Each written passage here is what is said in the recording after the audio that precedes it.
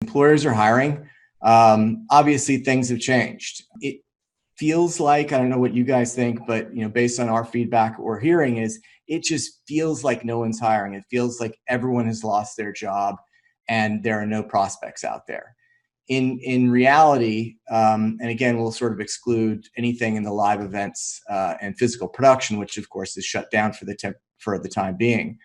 But in massive numbers, 50% of the jobs that we had on the site, we'll say in February, are now gone. So if we had 4,000 jobs available in, first of the year, it's now been whittled down to 2,000. And so there are a lot of opportunities that exist. I think we all have gone through this, very similarly, which was the first couple of weeks, it was sort of like, what in the hell is going on here?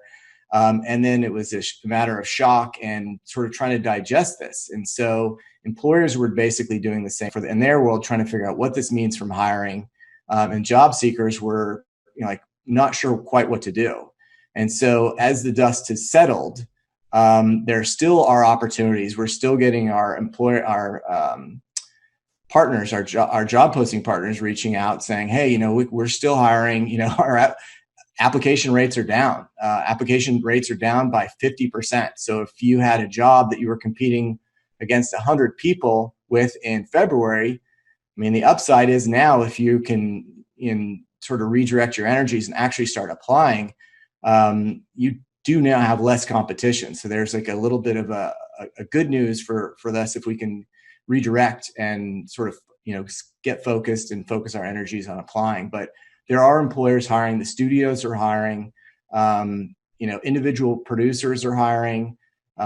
Anyone, that was involved sort of on the line producing side is, they've never been busier because they're all now being hired to redo schedules, redo budgets. There are still lots of opportunities. The industry, obviously, you guys all, have Netflix or Disney Plus or Hulu.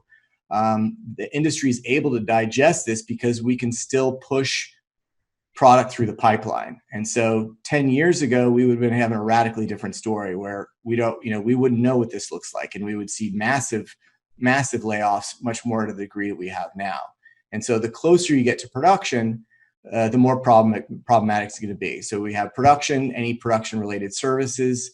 Then you have talent agents and managers, with probably highly visible stories you guys have seen in the trades or on Deadline, where they're laying off, hundreds of people in scale. And it's simply a matter of the fact is they only make money when their clients make money. And so the news seems like, oh my gosh, everyone's getting laid off, everyone's laying off. It seems like it's only bad news out there.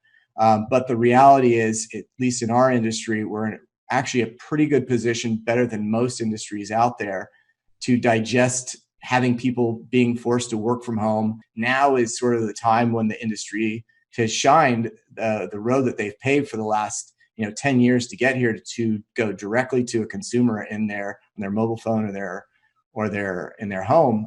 So I get that it feels like horrendous news and that it is just absolutely devastated out there. But in scale, it's not as bad as it seems. The industry as a whole will bounce back much quicker than most, and just a matter of, as far as physical production, getting back, getting from with phase 2 into phase 3, where we're able to actually get out of the house and work together.